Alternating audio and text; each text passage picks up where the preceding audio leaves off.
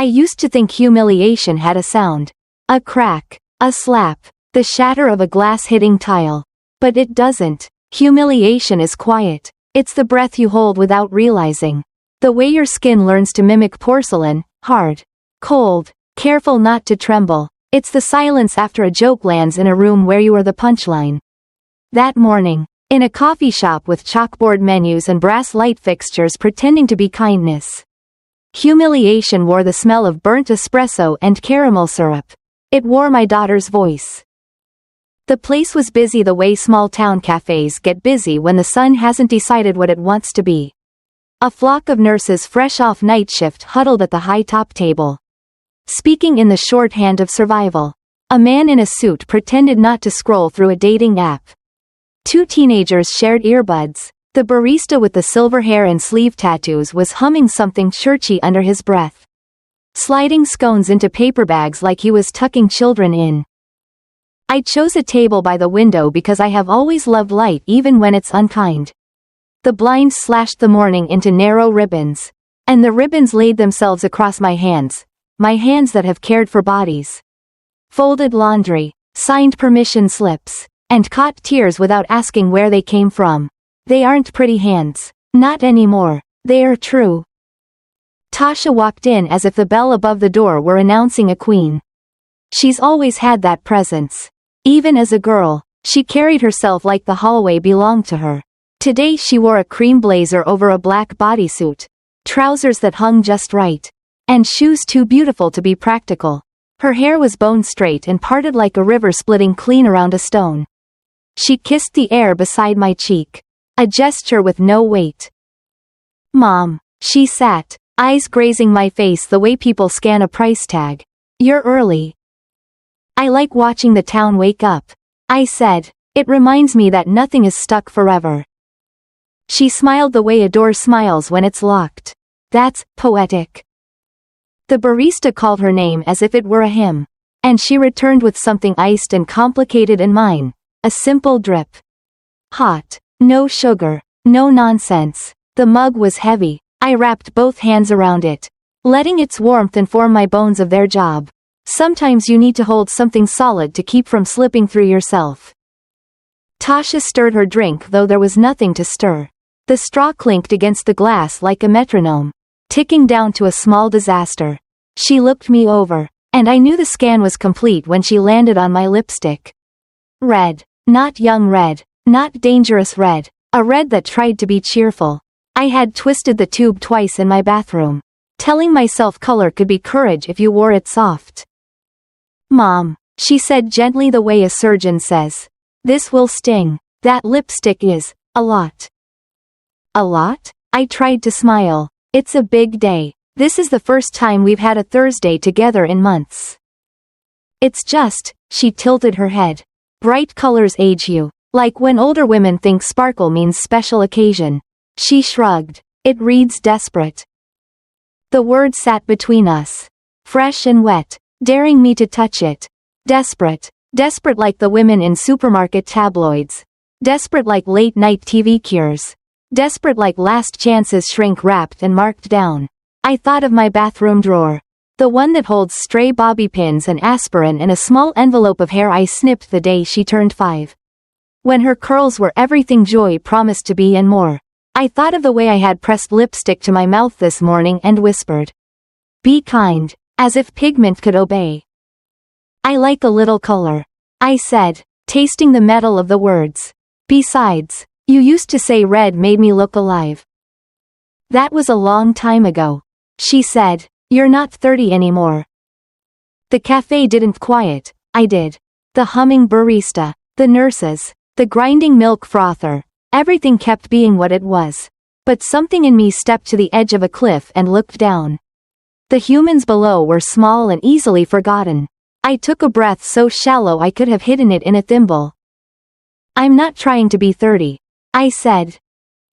Good, she said brightly, because it's embarrassing when you try so hard. Like showing up here in that coat. She gestured toward my coat, camel wool. 3 winters old, mended at the pocket by hands that once taught her how to thread a needle. It's mom-ish. The last word was sugar-dipped poison. Mom-ish. The thing you pretend not to be when your friends are around. The flavor you outgrow. My hands loosened on the mug. And a slosh of coffee kissed my knuckle. I reached for a napkin. She reached for her cup. Then it happened. Not the way a movie would do it with slow-motion glass and stunned gasps. But the way real cruelty prefers, casual, plausible, deniable. Tasha lifted her plastic cup to take a sip. But her elbow nudged my mug. The coffee pitched forward in a heavy, graceless wave. It didn't shatter. It didn't scald. It simply leapt like it had been waiting and landed on the back of my right hand. Then slid obediently into my lap. A dark branch tracing the riverbed of my skirt. "Oh," she said, a little too loud, as if performing surprise for the cheap seats. "Mom, you should be careful. Coffee stains. Especially on, you know." She flicked her fingers toward my face. Texture. Wrinkles rebranded so no one had to admit to cruelty. The nurses at the high top glanced our way. Then away. The way people do when they recognize a wound they can't fix on their day off. The barista looked like he wanted to offer a towel but had learned not to interrupt the wealthy in their rituals. Somewhere behind me, a spoon clattered, and laughter followed too quickly. Humiliation is quiet, but it heats. It climbed my neck, settling beneath the skin like restless weather. I heard my voice ask for another napkin. I heard my voice say it was fine. I watched my own hands blot the fabric of my skirt, cheap department store polyester I had pretended was a find. The coffee left a shape like a country I had never wanted to visit. "It's not a big deal," I said, because I could not afford to make it one. Not here, not like this, not with eyes. Tasha's phone lit up. She smiled with her mouth and not her face. "Anyway," she continued, as if the moment were merely a comma, "I wanted to talk to you about Sunday. Brandon's parents invited us to brunch. And I'd rather you skipped it." Something in my chest reset itself a degree to the left. Skipped it? They're particular about presentation. She gestured at me vaguely, as if swatting at a fly that refused to understand the window was closed. "It's better if it's just me and Brandon." Presentation, I repeated. The mug was warm again. As if it didn't know its betrayal. I took a small, practical sip. The bitterness sat on my tongue. Then slid down like a truth that had waited too long. "I don't mean to hurt your feelings," she said, eyes bright and empty. "It's just that when you come, you make it about you." "I make it about me," I said, amazed to hear myself say me as if I were a guest in my own life. "How?" "You talk to the server like you know her," she said, "and you laugh too loud. You ask questions that are deep." Her nose wrinkled. "It's brunch." I thought of the server who had told me last month that her mother needed 3 buses to get to dialysis. I had pressed $10 into her palm like a bandage. I thought of my own mother's laugh. A river I had learned to bathe in. And the way silence had never saved us from grief. Only made it fester. I thought of how questions at a table could rescue someone from a day that thought it owned them. "Brunch," I said, and the word crumbled like a dry biscuit in my mouth. She leaned forward, lowering her voice as if sharing a secret. "Mom, you're not like their moms. You're older, and you don't fit. It's not your fault. It's just how it is." Just how it is. The lazy gospel of the comfortable. I looked at my daughter the way a lighthouse looks at a ship that refuses to see the rocks. My love for her was deep and righteous and sometimes foolish. It had built her a life raft from my own ribs. It had taught her to read the tide but not the sky. "Thank you for telling me how it is," I said quietly. She misheard my surrender as agreement and brightened, relief smoothing her beautiful forehead. "Good. Also, can we talk about your Facebook? The quotes. The selfies in the car. It's all, a lot. Maybe just, stop. There are words that untie you. Not because of what they mean, but because of what they reveal about what you have become to the person speaking them." I blinked, and in the blink I saw all the houses we had moved through when she was little. I saw my hands braiding her hair on the porch steps of the duplex with the loud neighbors and the magnolia tree that shed in sheets. I saw birthday cakes I baked at midnight, I saw a refrigerator covered in spelling tests and permission slips that had required a yes from someone who never learned how to give herself one. I saw the first time she called me, ma'am, instead of, mama, and how I had laughed as if language didn't foreshadow anything. Tasha, I said, and the name felt like opening a drawer where you keep the good towels. What is it you want from me? She blinked, surprised that I had asked a real question and not the kind that can be answered with a brand. I want you to be less loud, less bright, less present, so I can be more. The honesty was a clean blade. It left no blood, only a line. I nodded as if we were planning a grocery list. I folded the napkin in half and then in half again, making a small square that pretended to be order. I placed it on the coffee-stained country of my lap and smoothed it with my palm. My lipstick left a faint red ghost on the rim of the mug. And for a brief, wicked moment I imagined it was a flag. Okay, I said, my voice did not crack. I hear you.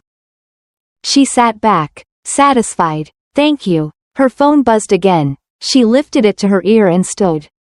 Already leaving? Yes. Babe, I'm with her now, she said to the person who used to be a boy running barefoot through sprinklers and now wore watches that needed introductions. No, it's fine. She gets it. She gets it. The verdict and the dismissal in one. She kissed the air again, then paused to look at me. This time with something like pity. Pity is a greedy thing. It eats respect and leaves crumbs. Oh, and the lipstick, she added, tipping her cup toward my face. It really settles into lines. She flicked her wrist as if dusting, and the straw in her drink knocked against my mug. Another small tide of coffee climbed and fell, finding a new border on my skirt. Oops, she said lightly, sorry. This is where the movie would give you a speech. This is where the audience would clap in their heads for the monologue that lands like a judge's gavel. But I am not a speech. I am a woman, and women like me have learned that the most dangerous part of a monologue is believing the room is listening. So I didn't rise. I didn't plead my case to the court of a cafe at 9:17 a.m. I set my mug down and reached for my coat. I slid my arms into the sleeves like a swimmer easing into cold water, decisive. Sure, breath held only as long as necessary. I stood. My chair scraped back with the small dignity of an object that knows it has done its job. Have a good day, I said. She smiled at her reflection in the dark screen of her phone and said, you, too. I walked to the door. The bell sang, but not for me. Outside, the air had decided to be crisp. The sky leaned blue. Leaves had the good sense to be yellow where they weren't already gone. I stood for a second on the sidewalk and let the morning take my shape into itself. I could feel the heat of coffee receding from my skin, the wet fabric turning cool. There is a point at which damp becomes chill. It feels like a truth you didn't ask for. A woman with a stroller rolled past and offered me the small mercy of a stranger's smile. I gave it back with interest. The stroller squeaked, and the baby made the particular sound babies make when they are considering whether to cry. It's okay, I wanted to tell both of them. Crying is currency. Spend it when you need to. I walked home the long way because I needed distance but not speed. The streets of our town pretend to be straight. But they are not. They bend for what came before. The bakery on Pine still smells like my first December here, sugar and hope. Mr. Ellis's barbershop still has the same sun-faded poster of haircuts that no one actually asks for. Only points to as a way to say, trust me. The florist was arranging lilies in a bucket. Their sweetness is the kind that warns you of funerals. I passed the thrift store and looked at my reflection in the smudged window.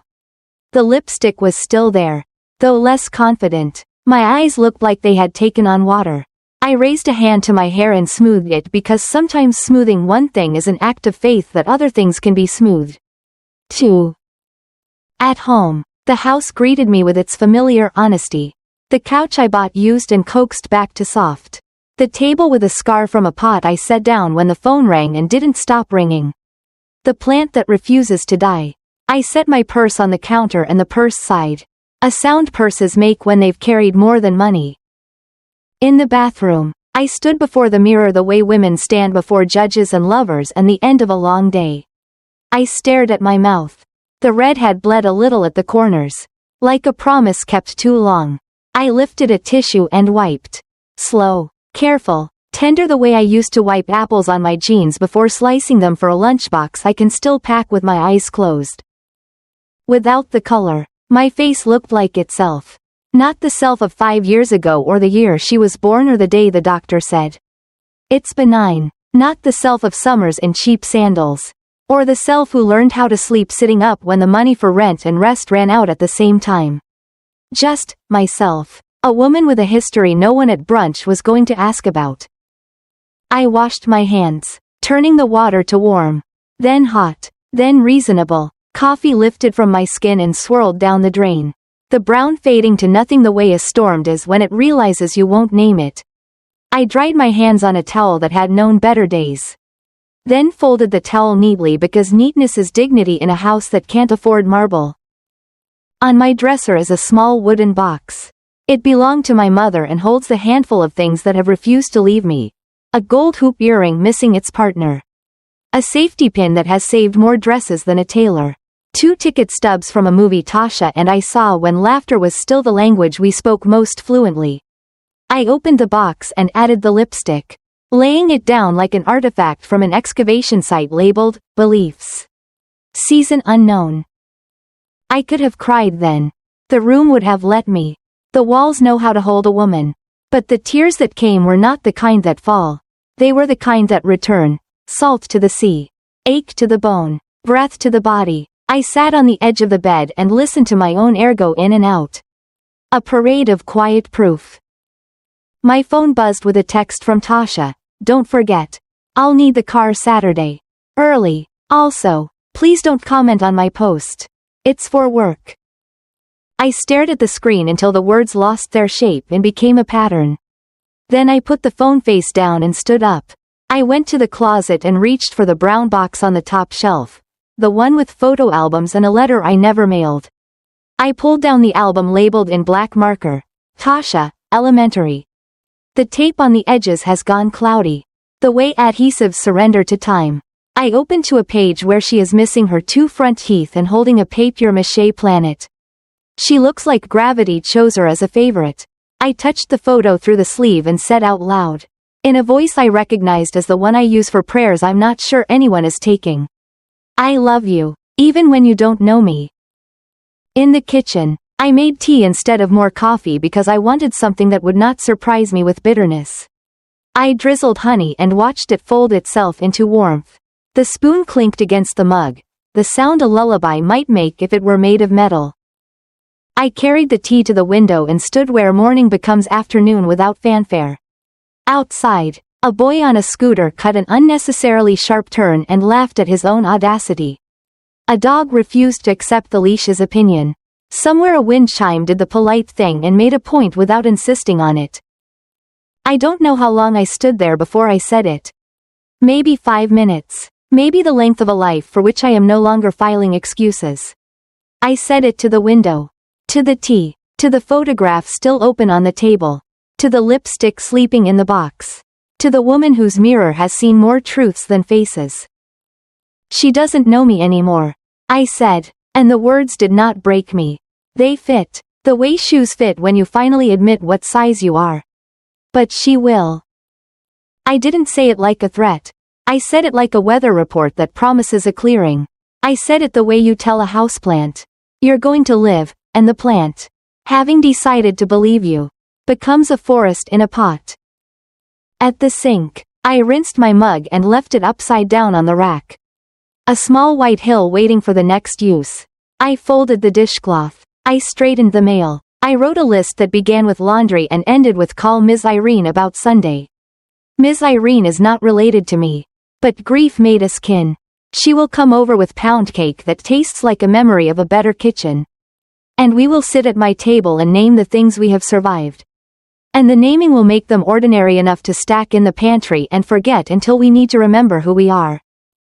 In the quiet that followed the list, a shape formed. Not a plan. Not yet. A shape. It looked like me standing up in places where I used to sit down. It looked like me buying a dress because I liked it, not because it would not be noticed. It looked like me answering the question, "What do you want?" Even if I had to ask the question in the mirror every day for a month before my mouth learned how to answer without stuttering. The afternoon gave itself to me the way afternoons do when they understand you are not ready for company. I ironed the skirt with the coffee stain because I am stubborn and fabric responds to heat and pressure. The stain faded to a rumor. I hung the skirt and chose the jeans that fit like truce. I put on a soft gray sweater and the small gold hoops my mother wore to church and funerals. Because today was a little of both. Before I left the bedroom, I looked once more into the mirror. The face looking back was mine. Not the before or the after. The during, the woman not desperate for youth, but hungry for dignity, the woman who could love a daughter fiercely and still refuse to be erased. I will not be less. I told the mirror. I will be whole. Outside, the light had turned the color of forgiveness, warm, patient, more gold than yesterday. I locked my door, pocketed my keys, and stepped onto the porch. The world did not applaud. It did not need to. The world knows the sound of a woman deciding. It is the quietest roar. I walked down the steps and onto the sidewalk. The day opened in front of me like a book I wasn't afraid to write in anymore. Somewhere, the same cafe continued making foam hearts that would collapse the second a lid touched them. Somewhere, my daughter felt tall. Somewhere, a clock believed itself in charge. Me? I turned left toward the little salon where Shay does walk-ins on Thursdays. Nothing drastic, I would tell her. Just trim the ends that don't belong to me anymore. And while she lifted sections of my hair like questions she already knew how to answer, I would think about the woman in the mirror and the way she had said whole and meant it. This is not revenge. This is not even justice. This is the beginning of something softer and stronger. The sound of it is not a speech. It is the hush in a room before a choir finds its first note. It is the pause between waves. It is a mother saying to the day, to herself, to the girl she raised and the woman she is, enough, and the day, herself, the girl, the woman all answering back, yes. She doesn't know me anymore. But she will. And when she does, it won't be because I shouted. It will be because I stood. They say time heals everything, but they never mention how long everything takes. For some of us, time doesn't heal, it hardens. It seals the wounds just tight enough that when you move the wrong way, the old pain sings again. Mine always sang at night, around 2 a.m., when the hospital floors gleamed and the vending machines buzzed like low prayers. I worked the graveyard shift for 15 years. At first, I told myself it was temporary, just until Tasha started school.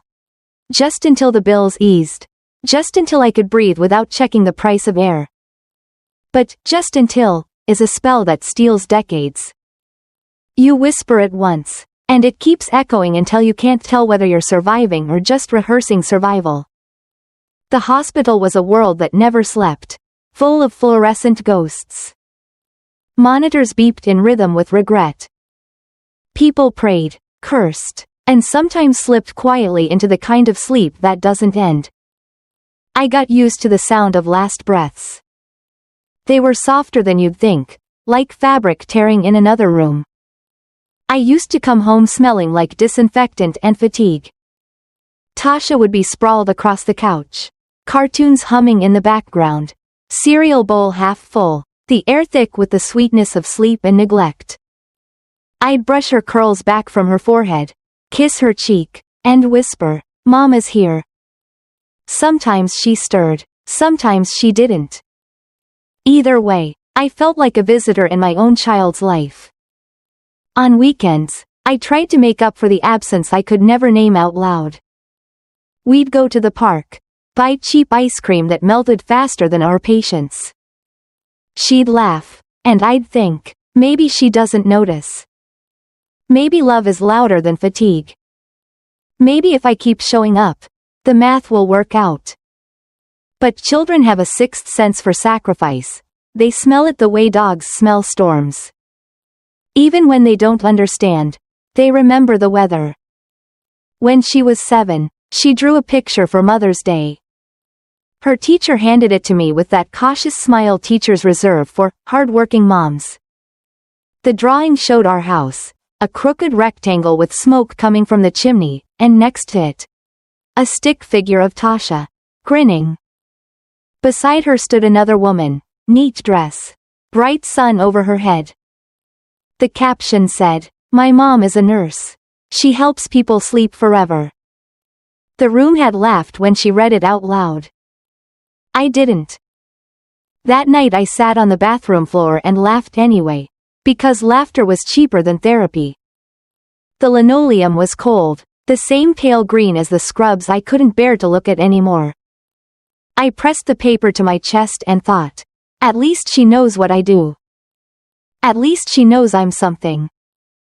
At least she's thinking of me, even if it's through a misunderstanding. By the time she hit middle school, the gap between us was measurable, like distance between planets. She lived in sunlight, I lived in artificial light. Her days were filled with friends whose mothers had time to braid hair and bake cookies. Mothers who came to PTA meetings in lipstick that hadn't been applied in the rearview mirror at red lights. When she asked me why I couldn't come to her choir recital, I told her I had to save someone's life.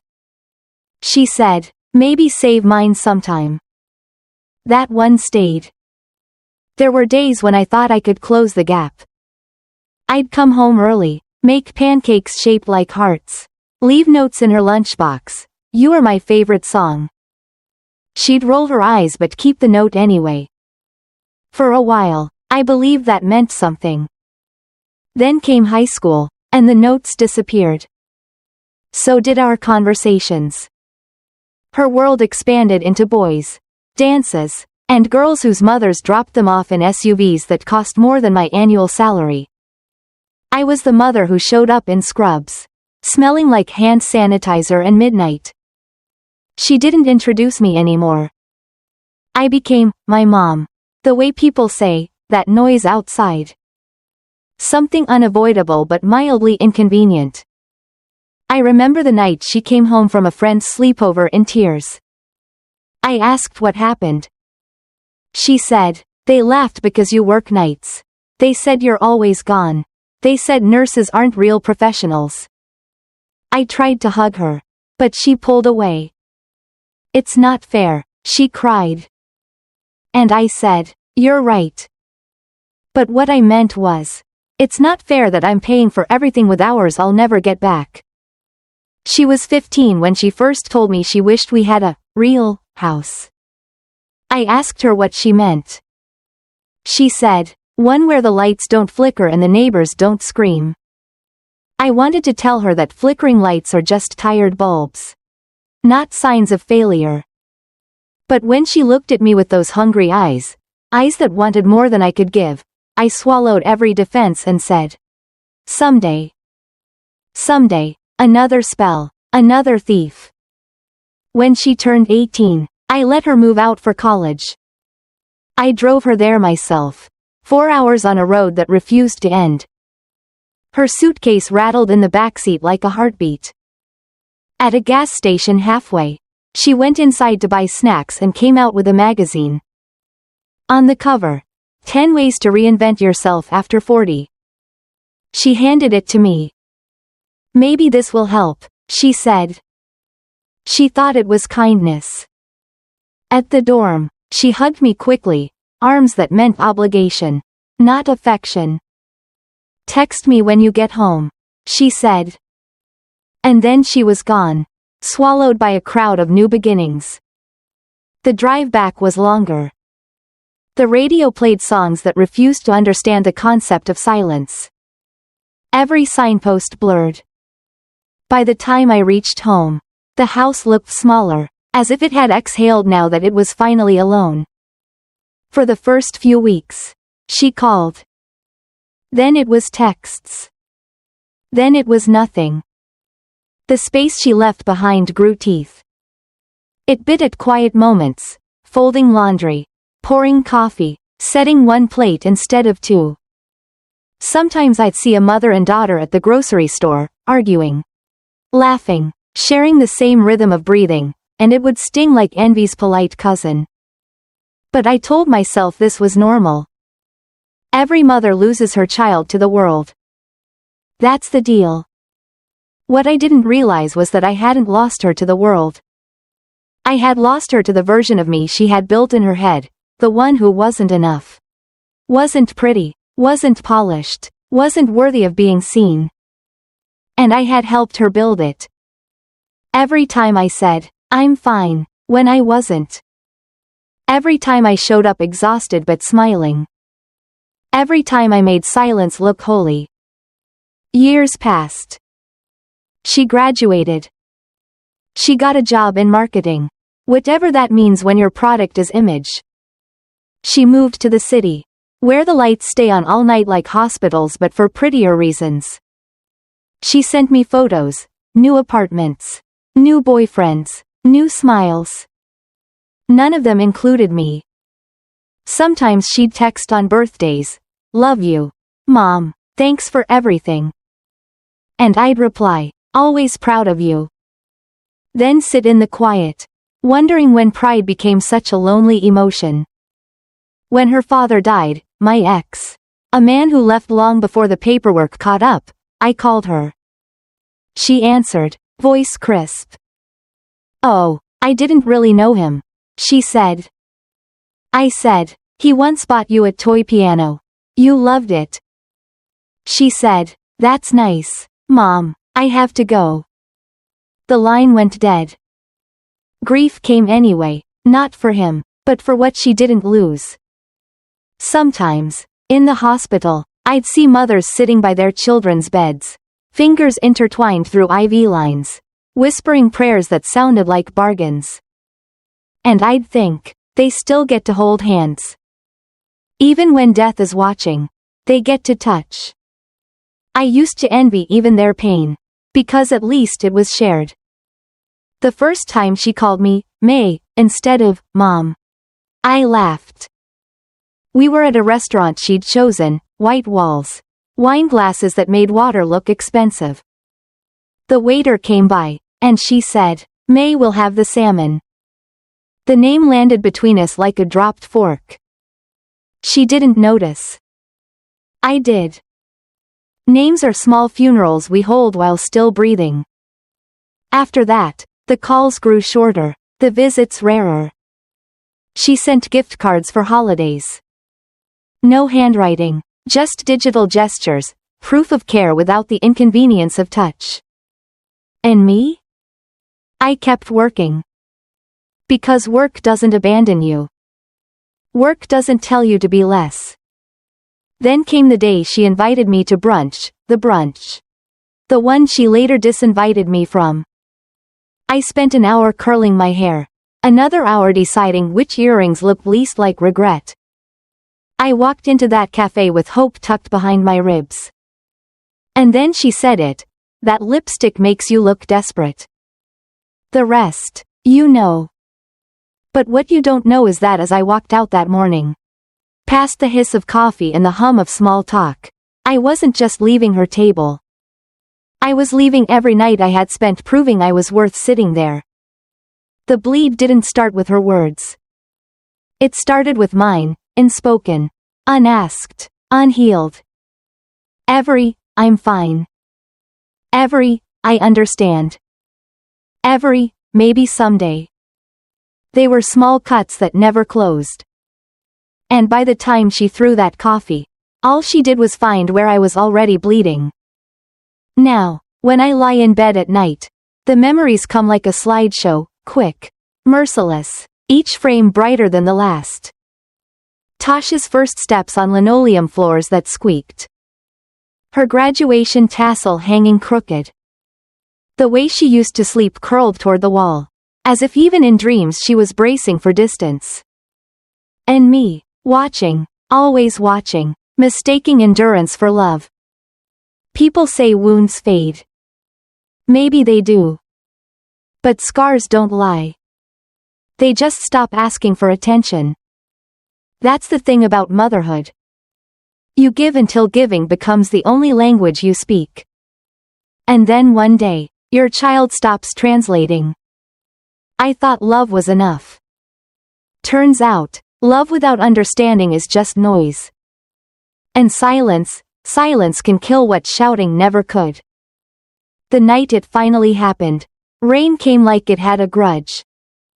It threw itself against my windows and dared the glass to remember what pressure means. Thunder kept its distance, rumbling like an old man clearing his throat. I sat at the kitchen table with a cup of chamomile and the kind of book you can read with your eyes closed because you only need the rhythm, not the plot. I had gotten used to nights like this, the ones that pressed you back into yourself and asked for a full accounting. I'd list the hard truths like groceries, courage, running low, patience, surprisingly plenty, love, the big bag, always on hand. I was turning a page I'd turned before when someone knocked. Not the kind of knock that belongs to neighbors, the gentle drumroll that says, borrowing sugar, or, package delivered wrong again. This was urgent. This was I need. I didn't move right away. There are knocks you can answer with your feet and knocks you have to answer with your spine. I put the mug in the sink, wiped my hands on the dish towel, and walked to the door. Who is it? I called, because that is what a woman who has learned the lessons of the world asks before she opens. Mom, a voice broke on the other side. Even through wood and weather, I knew the shape of that sound. It was the voice that used to ask for one more story, one more song, one more minute. Now it asked for something else entirely. I opened the door. Tasha stood on the porch, hair soaked into ropes, mascara like soft bruises under her eyes. She wasn't wearing a coat, just a blazer that had lost its confidence. Her hands clutched her phone like a rosary. Behind her, rain made lace of the streetlights. Can I, she started, then faltered, can I come in? I stepped aside. She crossed the threshold like someone entering a church she doesn't believe in but suddenly needs. Water dripped from her sleeves, dotting the floor with small dark coins. Here, I said, pressing a towel into her hands. She took it the way people take verdicts, hesitant, grateful, bracing. For a moment, we performed the ancient ritual of the living room. She sat on the couch she used to somersault over. I hovered, deciding whether to be mother or witness. The clock on the wall ticked with unnecessary enthusiasm. What happened? I asked, gently enough to make space, firm enough to prevent wandering. She took a breath that thought about leaving but stayed. There was a situation at work, a client presentation. She swallowed. I posted a teaser last week on my personal account, just a draft line, nothing major. Her words tripped. Someone called it ageist. It went viral. People are angry. Ageist. The word sat between us like an uninvited guest who has been here the whole time. Just finally cleared its throat. I thought of the cafe, the coffee, the lipstick, the way she had looked at me like a warning label. I thought of all the sentences that start with, it's just, and end with, about you. I didn't mean it like that.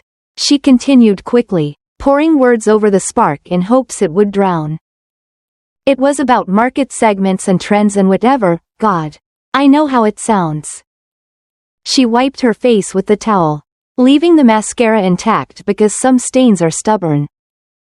Brandon's parents saw it. My boss saw it. HR wants to talk tomorrow. People are commenting on my old posts. I turned off my phone twice and it kept screaming anyway. Silence kept its seat. Rain accented the window like a metronome teaching grief how to keep time. I needed somewhere to go, she said, looking up at me with eyes I recognized from 100 skinned knees. I know her voice frayed. Can I stay here, just for tonight? There it was, the edge we had been circling for years. The place where love meets its conditions and is asked to not be offended. I sat down across from her, far enough that the room could breathe, Close enough that the distance would have to tell the truth. You can stay, I said. Her shoulders fell a fraction. Relief landing in pieces. And we're going to talk, I added. Relief paused. Mom, she started, but I held up a hand. Not to punish, I said, to tell the truth, because if you want a bed under this roof, it comes with a mirror. She flinched at the word mirror the way a person flinches at the word X-ray. No one enjoys seeing what they cannot pretend not to see. I went to the linen closet and brought back a blanket, the heavy quilt my mother stitched from clothes too tired to be worn but too loyal to be discarded. I draped it over the back of the couch. We both looked at it as if it had something to say on the subject of inheritance. Tea? I asked. She nodded, grateful for the ritual break. In the kitchen, I boiled water like it was part of some old ceremony that could make consequences go gentle. I added honey because Mercy sometimes needs help. When I returned, she was scrolling her phone despite herself, inhaling panic like secondhand smoke. I set the mug on the table. Put it down, I said softly. She did. What do you want to tell me? I asked. I've been careless, she said, picking each word as if it had thorns. I forgot that people are not demographics. Her eyes darted up to mine and then away. And I forgot that you are people. The sentence missed grammar and hit honesty. I let it stand. I didn't come to argue, she continued, rushing to occupy space before shame could. I know what you're going to say. And you're right. And I'm sorry. And I don't know what I'm going to say, I interrupted. Because the woman who left my house this afternoon would have said something different than the woman who lives here tonight. She blinked, trying to do the math of identity. What does that mean? It means I've been quiet so long you mistook my silence for agreement. I leaned back, letting the chair hold me the way I'd held too many things for too long. And I've been helpful so long you mistook my love for permission. Her mouth opened, then closed, the universal grammar of people hearing sentences they didn't schedule. You can stay, I said again, but there are conditions. She bristled. Conditions? I just lost, I might lose, Mom. I'm asking for help. And I am offering it, I said, steady as the rain. Help has shape, otherwise it's rescue, and rescue breeds debt that ruins holidays. She stared at me like I had switched languages. What shape? First, I said, counting on fingers she used to hold with both hands. You are going to sleep tonight without the internet telling you who you are. The phone stays on the mantle until morning. She exhaled a sound that tried to be a laugh and failed. Fine. Second, I continued, you will apologize tomorrow. Not the corporate kind, the human kind, to the people you made smaller with your words. Including me. She flinched. I said I didn't mean. I know. I nodded toward the quilt. Intent is the thread. Impact is the pattern. People wear patterns, not threads. Her eyes glossed, then cleared. And the third? You will do dishes for a week, I said. She blinked. Dishes? Yes, I said. Daily ordinary tasks that make you witness the lives you think you are marketing to. Plates do not trend, but people eat. You will remember that. She stared, then shook her head like a dog after a bath. You can't be serious. I am, I said. Because I am done making my love invisible. If you stay in this house tonight, you stay as my daughter, not as a publicist for your own comfort. She leaned back, the couch receiving her like a confession booth. This is a lot. Yes, I said, so is being your mother. We let that settle. The clock stopped cheering for a while. Or maybe I just stopped measuring time against its enthusiasm. Why are you doing this? she asked finally. Small and sharp. Is this revenge for the cafe? For everything? No, I said. It is repair. Revenge tries to make an old injury bleed again. Repair knows the wound and asks the skin to learn strength. She swallowed. I don't know how to be with you when you talk like that. That is because you've known me as chores and rides and late fees paid on your behalf. I said, not unkindly. Tonight you are meeting me as a woman. She looked at her hands. At the phone. At the quilt. Anywhere but at the woman. When she finally lifted her eyes, they were the eyes of every age she had ever been. Stacked and shimmering. A timeline made of water. I'm scared, she said, and the sentence arrived barefoot. Of what? I asked. Of being wrong, she whispered. Of being seen as cruel. Of losing my job. Of losing you. You won't lose me, I said, the truth light but heavy enough to hold. But you might lose the version of me that made it easy to be careless. She winced, then nodded like a person finally agreeing with gravity. Okay. We sat in the long, necessary quiet. Rain softened its fists against the glass. Tell me about the post, I said. Say it out loud, here, where it can be heard without applause or anger. She took a breath with both hands. It was a line about refreshing a brand's image for a youthful feel, and how legacy audiences sometimes clog growth. She grimaced. Someone pulled the sentence and added, translation, old people are in the way. It blew up, and they're not wrong, that's what it implied. I've been talking about people like they are obstacles. Like me, I said. She didn't pretend otherwise. Yes. Why? I asked. Not accusation, archaeology. She rubbed her temples. It's the water, the air, the way meetings feel urgent for no reason, the way everyone talks about fresh and new, like the opposite isn't valuable. Just expired. I got good at speaking that language. I forgot it was a dialect. Not the truth. The dialect of Forever 25. I said. She half smiled. Yeah. What will you say tomorrow? I asked. I'll say I'm sorry, she said.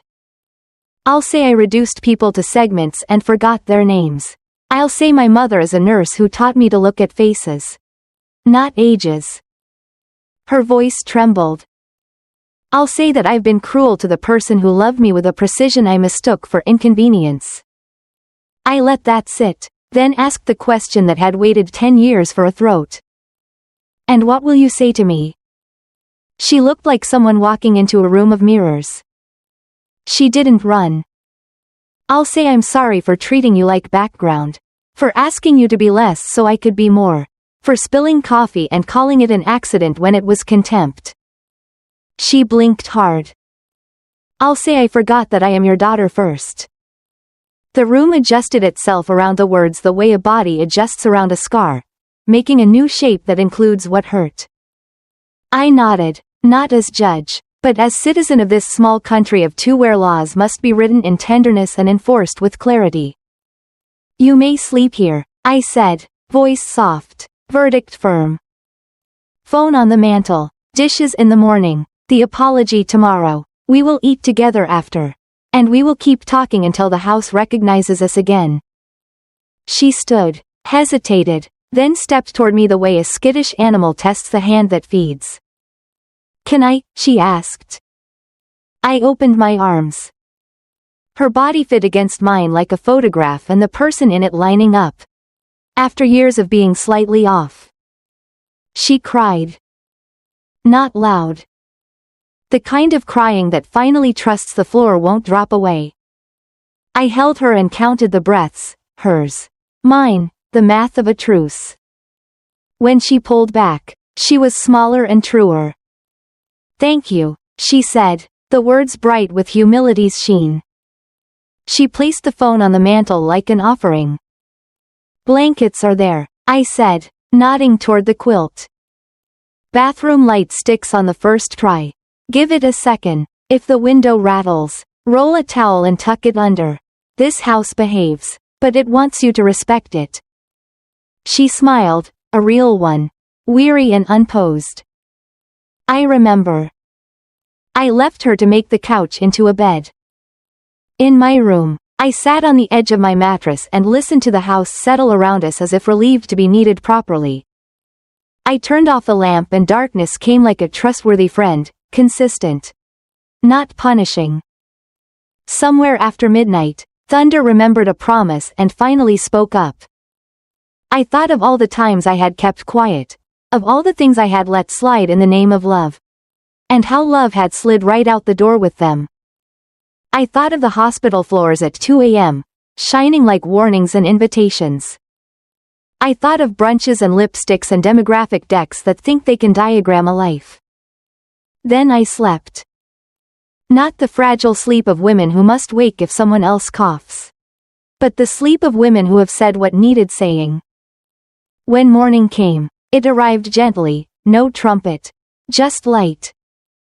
The house smelled like toast. I found Tasha in the kitchen, hair tied up, wearing one of my old t-shirts like a treaty. A stack of clean dishes steamed in the rack. She turned when I walked in, eyes puffy but clear. You were right, she said without ceremony. My apology, I wrote it. The real one. She slid her phone across the counter for me to read, then pulled it back before I could. No, let me say it to your face first. I sat. She stood like a penitent churchgoer, then reconsidered and sat, too, because this was not performance. She took my hands, which had mended hems and lifted bodies and held small heads under fevers. And she spoke like someone starting a language over. Mom, I'm sorry for making you small so I could feel big. I'm sorry for calling your age a flaw when it's our future. I'm sorry for pretending your work was a backdrop to my ambition. I'm sorry for asking you to be less present so I could be more seen. I'm sorry for coffee and words and all the times I measured you against rooms that couldn't hold you. The apology walked around the room and blessed things. It touched the clock and asked it to be kinder. It touched the quilt and called it history. It touched my face and didn't mention lines. And I'm sorry, she added, softer, for not knowing the difference between being right and being good. I squeezed her hands. I forgive you, I said, knowing forgiveness is not erasure, it is assignment. Now do better. She nodded, grateful for homework. We ate toast with jam that tasted like someone else's summer. After, she put on her blazer, the one that had learned something overnight, and picked up her phone from the mantel. She didn't check it. She put it in her bag like a tool, not a god. HR at 10, she said. I'll speak to my team at 9. I'll call Brandon's parents and cancel dinner this week. They don't get my company when I'm learning to be accountable. And I'll text Ms. Irene to ask if she needs anything from the store. She looked up, cheeks coloring with the courage of ordinary good. You still talk to Ms. Irene, right? I do, I said, smiling at the way our worlds were reconciling their maps. She likes ginger ale. Ginger ale, Tasha repeated, as if committing a sacred phrase. At the door, rain had humbled itself into a steady drizzle, enough to remind. Not enough to demand. She turned back. Mom? Yes? If I get suspended, she said, words choosing careful shoes, can I still come here? Not to hide, to help, to learn. You can come, I said. But you will bring groceries and your whole self. Groceries and my whole self, she echoed, as if it were a song lyric she wanted to remember. Then she surprised herself and me by stepping forward and kissing my cheek. Lipstick free but not colorless. Thank you, she whispered into the space where mothers receive both blame and gratitude. After she left, the house exhaled. I stood at the window and watched her walk down the steps without looking at her phone. She moved like someone who had discovered gravity and decided to respect it. A few minutes later, a text buzzed my phone where it lay abandoned on the counter. On my way in. I'll call you after. I'm scared. I'm ready. I love you. I typed back. I love you.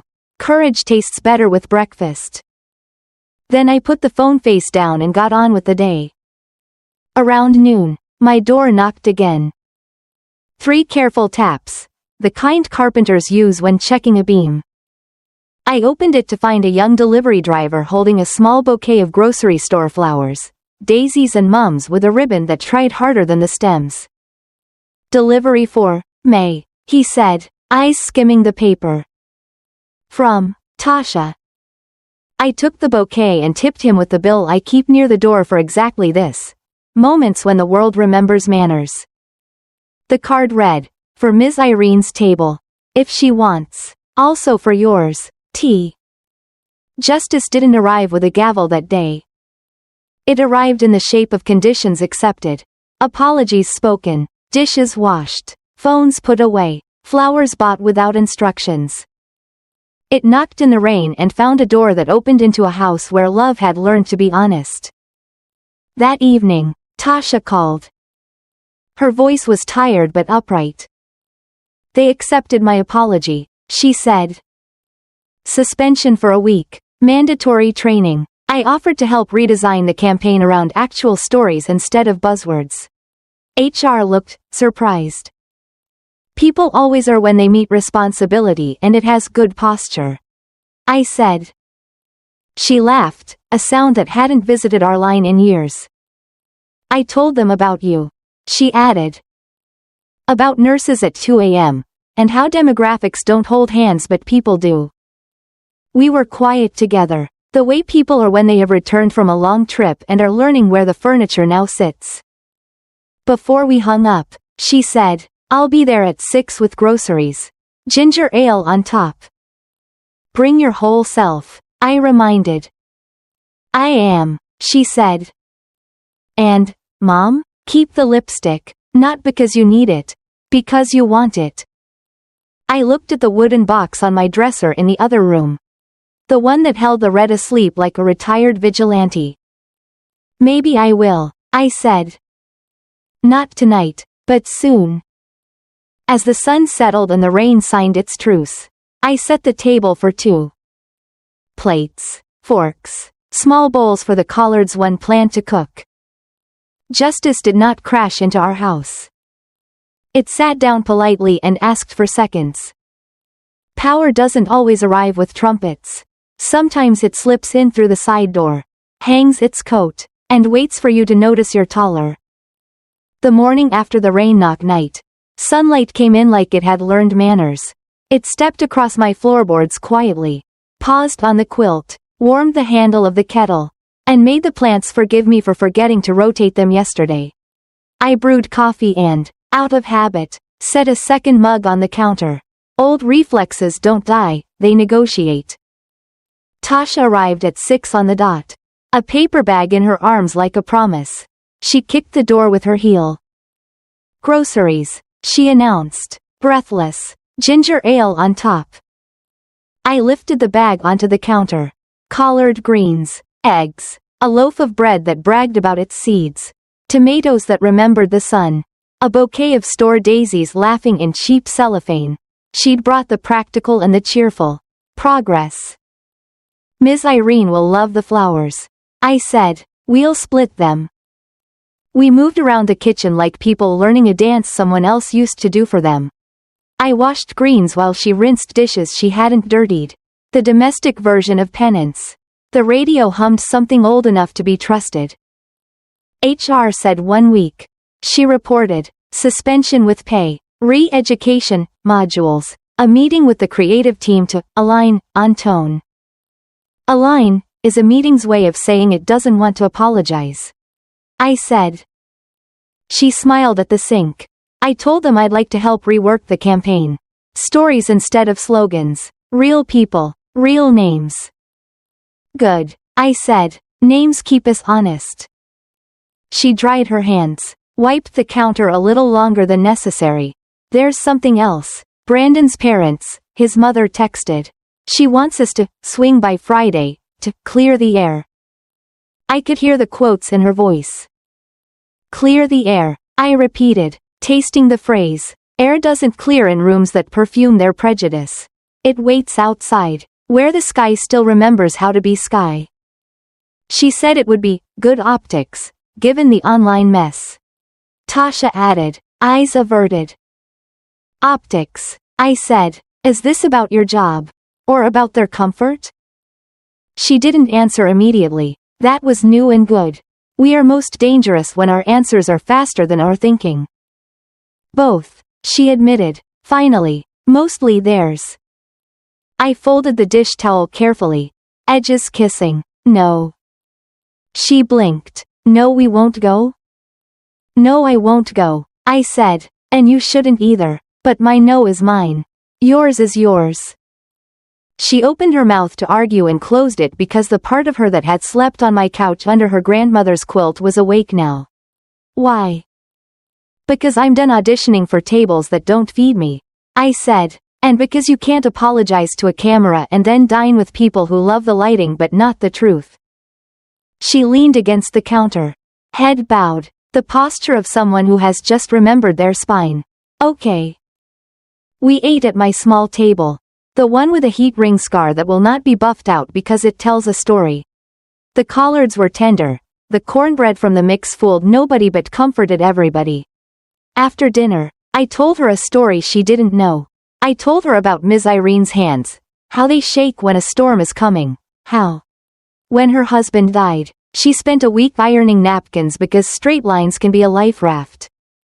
Put that in your campaign, I said. Not the napkins. What napkins mean? Tasha nodded, eyes bright. We could call it the table we share. Profiles of older adults who anchor families and neighborhoods. Not as legacy consumers, but as the ground under our feet. Say people, I corrected. Older adults is for forms. People, she repeated, the word tasting like bread. We made a plan, not on a whiteboard, not in a cloud doc, but on paper with a pencil that had to be sharpened twice.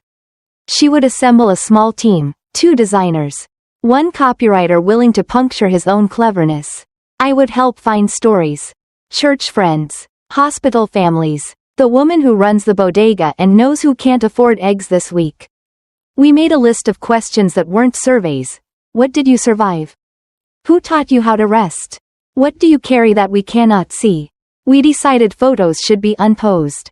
Kitchens not staged. Lighting honest. We banned stock images the way some houses ban shoes. The next morning, she texted. Meeting at 9. Pray for clarity. I sent back. Prayers and punctuation. Full stops where you used to put ellipses. That made her laugh in emoji and then in real life. I could hear it when she called after. They said yes, she reported, breathless. To a pilot, small budget, but they'll test it. Work with what you have. I said, miracles were done with loaves, not lobster. She came by that afternoon with 2 colleagues to meet Ms. Irene. She introduced them as if she were introducing me to myself. This is my mother. May. She's who I meant when I said I forgot names. The colleagues, Leah with the camera, Arturo with the notebooks, shook my hand like they had been warned to mean it. Good. We walked 3 doors down to Ms. Irene's place. A narrow house that has held grief and laughter in equal measure. Tasha had asked permission earlier. Permission had said, I've had stories cooling on the windowsill for years. Leah set the camera on the table without taking it out. We can just talk, she said. If we talk, we won't pose. Good, Ms. Irene said. I'm no actress, but I can tell a kitchen the truth. We talked about her late husband's humming, how he would hum himself through hard news before he told her. About the time the ceiling leaked and the whole block brought buckets.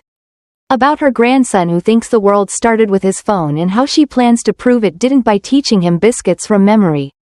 Leah eventually lifted the camera, but by then the room had decided not to be self-conscious. After, on the sidewalk, Tasha looked 10 years younger and 10 years older in the best way. She looked like someone who'd been allowed to graduate. That, she said, is the campaign. That, I said, is your tuition.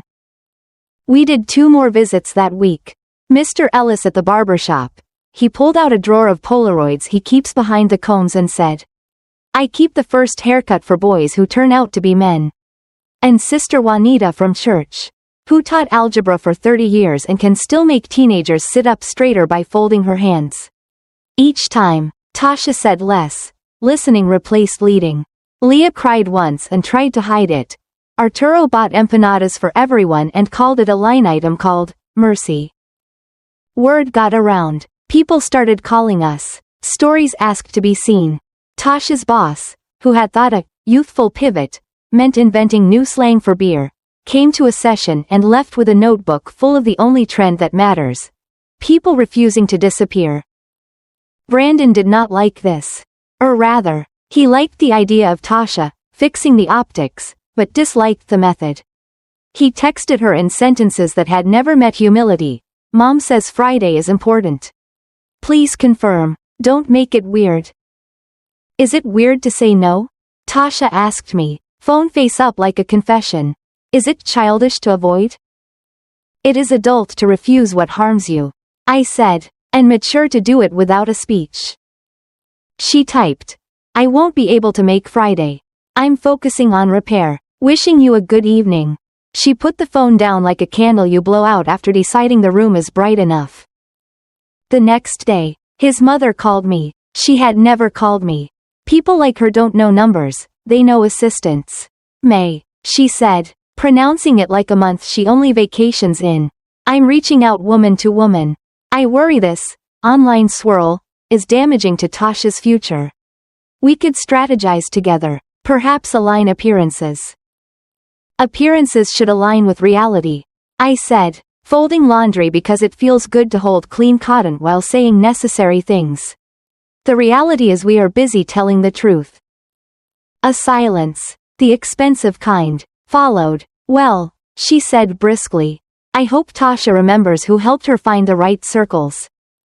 She is finding better ones, I said. The call ended before either of us had to pretend to be polite. I put away the towels and laughed a small laugh that knew the difference between petty and precise. Then I called Tasha. I'll be at the office tomorrow, I said, not to fuss, to sit, to be furniture that tells the room who it belongs to. Mom, she whispered, I want that. Her office was a glass box with plants that didn't yet trust their pots. The reception area offered flavored water and earnestness. People stared the way people stare at the before in a makeover show. I wore my good navy dress and comfortable shoes that make floors feel forgiven. I put on the red lipstick, not the urgent kind. The kind that knows it doesn't have to apologize for existing. I did not blend. I did not try. Tasha met me at the elevator. Relieved and a little shy. The way you are when the person you have loved in theory enters your practical life. Conference room C, she murmured. We'll present the pilot. Who is in the room? I asked. Creative director. 2 VPs. Brandon wanted to sit in. She said, lowering her voice. He thinks our messaging should focus on welcoming legacy audiences back into the brand conversation. Tell him people were never out. I said. The conversation left the room. The people stayed. We entered a room that smelled faintly of coffee and ambition. Slides waited on a screen. Leah's photos. Arturo's spare captions. I took a chair in the back and became an anchor on a soft sea. Tasha stood at the front, where she has always been comfortable. But her comfort had changed. It was not the ease of being admired. It was the steadiness of being accountable. She began not with metrics. Not with youth capture or conversion funnels. But with a story. This is Ms. Irene, she said, and the screen filled with a face that has never needed filters to be true. She taught me that grief can be folded and put away, but never hidden. She taught me that dignity is not a brand promise, it's a daily choice. Our campaign is called The Table We Share because people like Ms. Irene have been feeding us longer than we've been measuring. She clicked to Mr. Ellis. Then to Sister Juanita. Then to a still of me that Leah had taken when I wasn't looking. My hands wrapping collards in a kitchen that has known more prayers than recipes. I sat up a little. Surprised. Then let the room see me. Not as a haloed symbol. As a woman who knows where the measuring cups are. Leah's photos were not soft, they were kind. The captions were not clever, they were clear. The creative director cleared his throat. It's beautiful, he said, as if asking permission. It's true, Tasha said. If we tell the truth, beauty will do what it does. A VP with hair that didn't allow opinions leaned forward. How does this drive youth engagement? It doesn't, Tasha said, evenly. It drives human engagement. Turns out, youth are people's children. One of the junior designers across the table muffled a laugh that pretended to be a cough. HR smiled the smile of someone who has been waiting all week to hear a sentence come home. Brandon, who had indeed found a seat, shifted. This is emotional, he said, as if accusing. But we sell product. We need freshness. Freshness is rotten if you don't cook it, I said from the back. Surprised at myself. Unsurprised at the sentence. Heads turned. Tasha didn't flinch. New doesn't mean nothing existed before it. I added, quieter. It means you finally looked. The room re-tilted. The creative director gestured toward Leah. What's your lighting approach? Windows, Leah said simply. The kind that already exist. Arturo tapped his legal pad. Captions will be one line. Names first. Verbs that behave. No metaphor that the room can't pass around the table without dropping. Somewhere in the middle of the Q&A, Brandon's mother texted him. He lifted his phone, saw my name on the screen. Pale, shook his head like a man refusing to read his own future. And put the phone face down. Sometimes tables turn by themselves. When the meeting ended, the creative director stood. We'll run the pilot, he said. 2 weeks, then we'll see. No, I said, standing too, not loud, the kind of no that has done night shifts. Faces pivoted toward me. Tasha's eyes widened a fraction, then steadied. No, the VP echoed, eyebrows rehearsing disdain. Don't, see, in 2 weeks. I said, see now. The question is not whether people deserve to be seen. The question is whether you deserve their attention. I picked up my purse. Not as a threat, but as punctuation. And stop saying legacy like it means burden. It means inheritance. Act accordingly. The room went very quiet. Not offended. Adjusting. The creative director nodded slowly. Okay, he said. We'll green light it. Full quarter. He glanced at Tasha. You lead. Tasha swallowed her shock and didn't apologize for it. Thank you, she said. We'll bring you something you can live with. On our way out, Brandon caught up. Jaw said in a way that suggested mirrors had been unkind at home. May, he started, voice polite like hard candy. I think you misread. I think you haven't read. I said, you have been skimming. Try sentences. I smiled so he would have something to tell his mother that didn't sound like fear. Good afternoon. In the elevator, Tasha exhaled a laugh that had dusted off its wings. You didn't even raise your voice, she said. You just stood there and turned the room. I didn't turn anything, I said. I stopped helping it pretend it was upright. We celebrated the only way that made sense.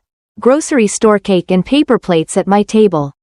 We cut slices too big and ate them anyway. Because sometimes sweetness is a duty. Tasha's phone buzzed and she let it. Answering only the texts that came from people who had been in the room and therefore had earned the right to speak into what came next. Later that week, Brandon's mother invited herself to my house under the flag of reconciliation. She arrived in heels that had never met my sidewalk's cracks and carried a bottle of wine I could have used as a down payment if it had been money. She stepped into my living room and tried to make it a lobby. I've come to apologize if, she began. I lifted a hand. Don't practice here, I said moderately. Practice at your dinner table. She blinked like someone whose contact lens has slipped. Excuse me? You're not here for me. I said. You're here for the opinion of people who sound like you. I'm busy cooking collards for people who sound like need. She looked around, searching for the insult, found only furniture, and misnamed it. I just wanted to make peace. Peace doesn't arrive in a wrapped bottle, I said. It arrives when you stop measuring worth by mirrors. She left sooner than decorum would usually allow. Tasha watched from the kitchen, eyes wide, mouth tugged in the direction of joy. You didn't humiliate her, she whispered, when the door closed. You just didn't audition. Exactly, I said. Over the next 2 weeks, the table we share became what it claimed to be. Leah's photos gathered faces that had earned their light. Arturo's words held the room without performing. The brand's social channels, bored of their own cleverness, came alive like someone had opened a window. Comments filled with names, recipes, stories. That's my auntie, that's my barber, that's exactly how my mother taught me to slice peaches over the sink. Sales followed, because of course they did. Trust is currency people are happy to spend when you stop asking them for their dignity as a receipt. On launch day, Tasha asked if I would come to the office and just be. Not as a mascot, she clarified quickly, a graduate of her own humility. As a witness. I wore the navy dress again. The red again. My grandmother's small gold hoops. We stood in the lobby with the young ones who had done the visible labor and the old ones who had done the invisible kind. The screen cycled through Ms. Irene's hands on her teacup. Mr. Ellis's drawer of Polaroids. Sister Juanita's chalk dust fingers. My collards. Our table. No hashtags shouted. A quiet did the work. Someone brought champagne. Someone else brought ginger ale. We clinked paper cups. HR hugged me like a person who needed to hug something true. The creative director, eyes bright, said, "Thank you for your intervention." I shook my head. "Not mine," I said, nodding to Tasha. "Hers." And then, as if summoned by old habits to test the new ones, Brandon and his mother stepped out of the elevator. The lobby hushed the way lobbies do when money arrives late. "Congratulations," she said, smile calculating. She extended a hand to me first. A pivot her Pilates teacher hadn't prepared her for. May. "Good afternoon," I said, giving her my hand because withholding it would have been theater. She didn't know what to do with simple. Brandon addressed Tasha. "Dinner tonight?" he asked. A line he'd rehearsed as if the room were still his stage. "No," Tasha said, as easily as setting down a glass. "I'm cooking with my mother." The mother bristled. "I hope you're not throwing away opportunities out of sentiment." "Out of sight restored," Tasha said. "Opportunity is bigger when the table is." The woman opened her mouth, found nothing that matched the new air, and closed it again. Power had changed chairs while she was parking. There it was, the reversal. Not a slamming of doors, but a redistribution of standing. I did not gloat. I did not soften. I stood, and the room, trained by 100 smaller standings, adjusted around me until the balance remembered itself. That night, Tasha and I cooked in my kitchen and FaceTimed Ms. Irene so she could tell me I was oversalting in a tone that sounded like love. We plated collards and cornbread and tomatoes and laughed at nothing at all. In the quiet afterward, Tasha took the red lipstick out of the wooden box on my dresser and set it on the vanity. "Wear it Sunday," she said. "We'll go to church. I'll drive Ms. Irene if her knee is acting up." "I thought you didn't do church," I teased.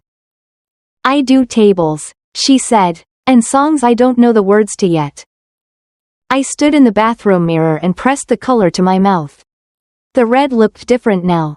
Not because pigment had changed, but because I had. It wasn't a flag. It wasn't armor. It was simply a choice that didn't ask permission. Power does that. Quiet power. The kind that lets other people keep theirs without losing any of yours. We ate leftover cake standing up.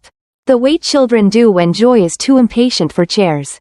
Tasha's phone buzzed. She glanced, shrugged, turned it over. The world could wait at the door until we invited it in under our rules. Before bed, I stepped out onto the porch. The night was soft. The kind you can fold and put in a drawer for later. Across the street, Mr. Ellis was locking his shop. He waved. The barbershop wave that says, "I've seen your head and your heart." Down the block, a dog argued with the moon and lost. In my house, the quilt waited on the couch. Not as penance now, but as option. I whispered into the easy dark. A thank you not addressed to anyone in particular. For the table turned. For the doors that don't slam. For the rooms that remember. Behind me, Tasha washed 2 plates and left them to dry, clean circles catching the last light. An ordinary altar. I went to bed certain of 3 things. I will love my daughter without surrendering myself. I will not audition for rooms that misname me. And I will keep a red in the box for days when the mirror prefers truth to mercy. When I turned off the lamp, the house didn't feel larger or smaller.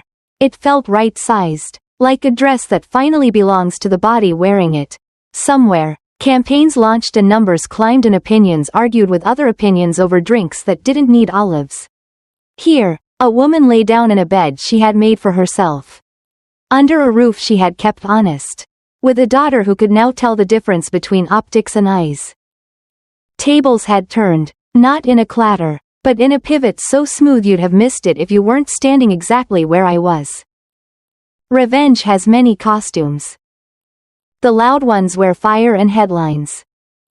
The quiet ones wear aprons, carry grocery bags, and hum while slicing fruit. Mine was quiet. The weeks after the table we share lunch unfolded like pages that already knew their order. The campaign grew not in noise but in recognition. Local papers wrote about it, half marketing, half ministry. Ms. Irene's face showed up on bus posters. Her grandson took a photo and sent it to every cousin. Mr. Ellis's barbershop got a rush of walk-ins from young men who just wanted to sit where wisdom sat. And Sister Juanita? She was interviewed on the radio, laughing, saying, "I didn't go viral, I went visible." Tasha came by every weekend now. Not out of guilt, out of rhythm. She'd text, "Dinner Saturday? I'll bring greens, you handle cornbread."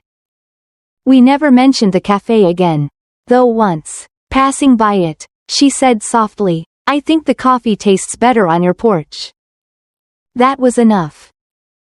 I had found a new kind of busy, one with edges that fit me. Ms. Irene and I started a community cooking group for seniors who lived alone.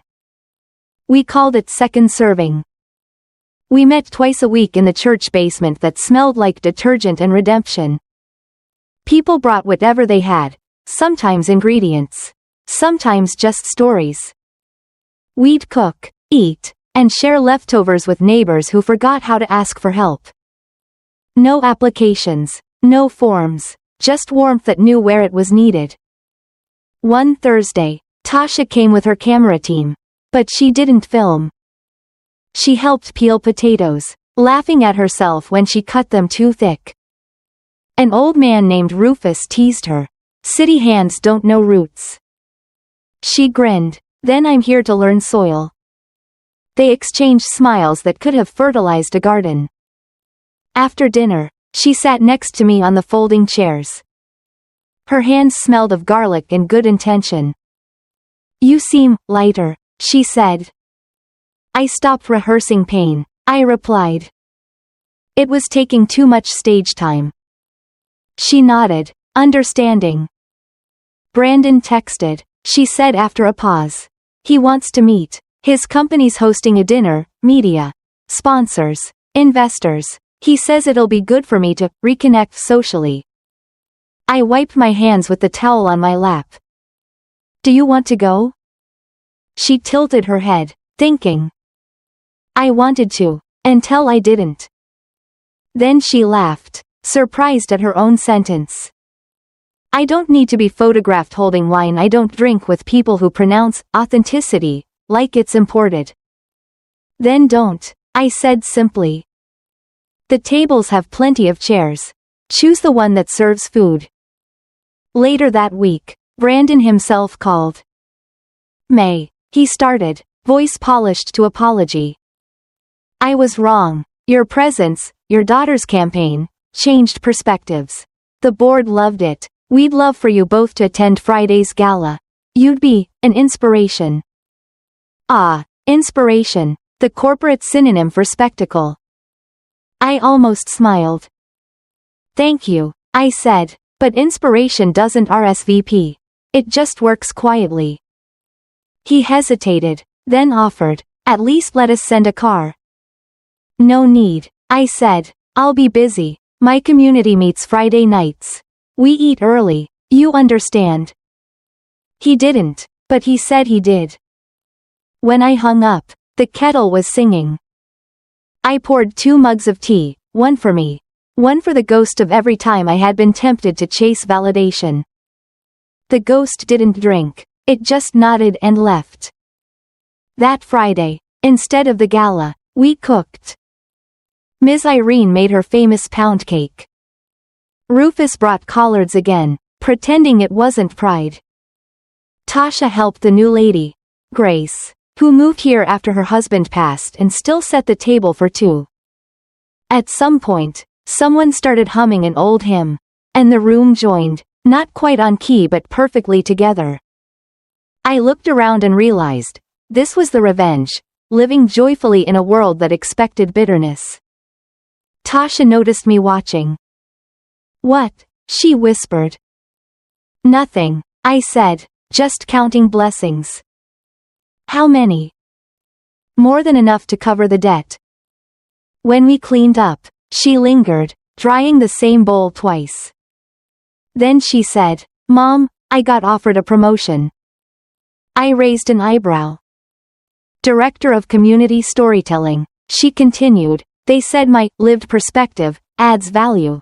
I almost laughed. A year ago, I'd have deleted that email. Will you take it? Yes, she said, but only if I can keep doing this. She gestured around the room.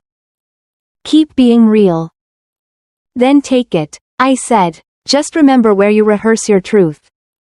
A week later, she invited me to speak at her office, not on camera. Just to talk to her team about empathy. I hesitated. I'm no preacher. You are, she said, you just don't take offerings. So I went. I wore navy, the gold hoops, and, at her insistence, the red lipstick. Her team gathered in a circle, notebooks open, eyes expectant. I told them about nights in hospitals when families waited for news. How every waiting room holds its own temperature of fear. How kindness was sometimes the only thing that worked faster than medicine. I told them how words matter when they're whispered, not printed. When I finished, no one clapped. They just stood quietly for a beat too long, the respectful silence that says something shifted. Afterward, one of them, Leah, camera still slung around her neck, asked, How did you forgive so much, May? I thought about the cafe, the coffee, the years of misunderstanding. I stopped trying to balance the scales. I said, forgiveness isn't math, it's gardening. You pull weeds because you like flowers, not because the weeds apologize. That quote ended up on the office bulletin board, printed on plain paper, not branded. That's how I knew it belonged.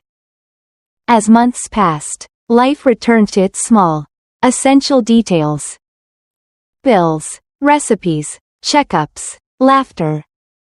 Tasha and I developed new rituals, Friday dinners, Sunday walks, occasional silence on purpose. She stopped bringing her phone to the table. I stopped checking my reflection for proof that I existed. Sometimes, she'd bring her laptop, open the draft for the Table We Share Season 2, and ask, who should we visit next? And I'd name someone, Ms. Ida from down the block, who braids hair on her porch and gives advice nobody asked for but everyone needs. Each story another thread weaving us back together. One afternoon, a letter arrived. A white envelope, embossed with a gold logo I recognized, Brandon's company. Inside was an invitation, keynote speaker, National Marketing Ethics Conference, Topic: Age inclusion in modern branding. Tasha read it first, eyebrows raised. They want you, she said. They saw your talk online. Someone filmed it. I laughed softly. The quiet is never as quiet as we think. They'll pay, Mom, flight, hotel, everything. I'm not going, I said. She frowned. Why not? Because I've already spoken, I said, to the people who needed to hear. The rest just want a soundbite. She stared, then nodded slowly. You're right. Besides, I added, Ms. Irene's birthday is that weekend.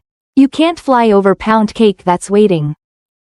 Tasha smiled, and in that smile was the echo of every daughter who finally learned that her mother's no is not punishment, it's peace. On Ms. Irene's birthday, the church basement filled with laughter, candles, and voices trying to harmonize with memory. We hung photos from the campaign along the wall, faces that had become family. Someone had printed one of me holding the red lipstick, mid-laugh. Under it, Tasha had written in small, neat letters, the woman who taught silence how to speak. When Ms. Irene blew out the candles, she said, for all the women who thought they had to shrink to fit. We cheered, clapped, cried a little. Then we ate too much cake and called it healing.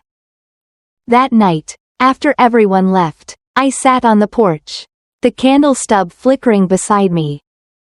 The street was quiet, the kind of quiet that feels earned. The air smelled like sugar and rain and new beginnings. Tasha came out, wrapped in the quilt that had once been her apology. She leaned against the doorframe. You ever think about that first day at the cafe? She asked. I used to, I said. Now I think about tomorrow's grocery list. She laughed, soft. Do you ever miss the old life? No, I said. I miss the woman I was becoming back then, the one who didn't know she could stop running.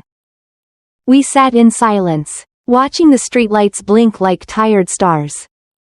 Then she said, you know, people at work asked if you're interested in consulting. They want to build more community partnerships. I already do, I said, nodding toward the church. Mine just doesn't pay in dollars. Then I'll donate my bonus, she said. That's not what I meant. I know, she smiled, but I want to. We let the quiet grow, comfortable and wide. Somewhere down the street, Rufus's old radio played a gospel song out of tune. It fit perfectly. When I went to bed, I dreamed, not of hospitals or spilled coffee or unfinished sentences, but of a kitchen filled with sunlight. Tasha was there, younger, laughing, stirring something sweet. My mother hummed in the corner, sewing a new quilt from fabric that shimmered like dawn. And I was standing at the stove, not working, just warming. In the dream, everyone looked toward me at once, not waiting for words, just present. I woke up smiling, the kind of smile you keep. At breakfast, Tasha found me at the table, already brewing coffee. Morning, she said. Morning, I echoed. She looked at my lips. Red suits you. I looked back at hers, bare, radiant. So does peace, I said. We clinked our mugs together, coffee and ginger tea, and sipped. Outside, the world kept doing its loud business, buses, news, ambition. Inside, we kept our quiet revenge, living fully, freely, without apology. The coffee didn't sting anymore. It tasted like home. It's strange how quiet can change shape. Once, it was sharp, a blade that cut every word in half. Now, it's round. Soft. Like the air in a room that finally forgives its echoes. Spring had come back, almost politely. The dogwoods bloomed like they were embarrassed to have slept through winter. The mornings were longer, the nights less heavy. And for the first time in years, the house didn't sound empty when it rained. It sounded full of absence that didn't hurt anymore. Tasha had moved into a small townhouse just 5 blocks away. Close enough for emergencies, she said. Far enough for opinions. We laughed, because it was true. She visited every other evening now. Sometimes with groceries, sometimes with gossip, sometimes with silence. Her job had changed her. But not the way she once feared. The sharp edges were rounded. The hurriedness tamed. She had learned to let pauses breathe. She even started mentoring new hires. Mostly young women who thought speed was the same as competence. She would tell me stories about them. One girl who cried in the bathroom after her first presentation. Another who asked, "How do you stay confident when you don't know everything?" And Tasha had answered, "You don't. You just learn to stand anyway." Each time, I'd smile and think, she finally sounds like someone I could have worked with. One Friday evening, just before dusk, I was watering the plants when I heard a soft knock at the door. Not the desperate kind like that night in the storm. This one was tentative, respectful. Like a note played on the wrong key but in the right song. When I opened it, a young woman stood there. Maybe 22. Dark curls tucked under a scarf. Eyes too earnest for the city she lived in. She held a notebook, edges bent, and a tote bag that had seen more hope than groceries. "Mrs. May?" she asked, breath catching between words. "I'm sorry to bother you. My name's Layla. I'm working with your daughter." She hesitated, then smiled nervously. "She said you might have a story for me." "A story?" I almost laughed. At my age, stories don't need invitations, they live in the walls. Between the photographs. In the way the chair creaks when you sit where someone used to. But I stepped aside. "Come in, honey. Every story begins with tea." She entered the house like someone entering a memory that doesn't belong to her. Her eyes flicked over the shelves, the framed photos of the campaign. A picture of Tasha and me with Ms. Irene. The quilt folded neatly on the couch. She said, "Tasha told me about the table we share. I watched every video. My grandmother cried watching hers." "Did she see herself in it?" I asked. She said she saw the version of herself she almost forgot. Layla replied softly. That sentence settled into the room like a blessing. We sat at the table. I poured her ginger tea. She opened her notebook but didn't write right away. "I'm doing a follow-up project," she explained. "It's called The Stories We Keep. I want to talk to women who've lived long enough to stop explaining themselves." Her eyes flicked up. "Tasha said you were the first person I should meet." I smiled at that, a small, private pride. "That's funny," I said. "For years, she wanted me to talk less." Layla laughed. The kind of laugh that makes you remember you were once young enough to be unsure of your place and brave enough to ask anyway. "What do you want to know?" I asked. "Anything you want to tell," she said. "What keeps you, kind? After everything?" I looked out the window. The light was soft gold, the kind that touches without claiming. A bird landed on the fence, shook itself, decided to stay. "Kindness," I said slowly, "isn't something you keep, it's something you use. The minute you store it, it spoils." She nodded, scribbling the words, but I could tell she understood beyond the ink. We talked for an hour. Maybe 2. About nursing, how I learned to read silence as fluently as pain. About motherhood, how sometimes love means walking away from a table without slamming the chair. About forgiveness, how it isn't a gift. It's an inheritance you choose to keep clean. At one point, she asked, "Do you ever get tired of being wise?" And I said, "Every day, but wisdom's like bones. You can't set them aside because they ache." She smiled like she'd remember that for a long time.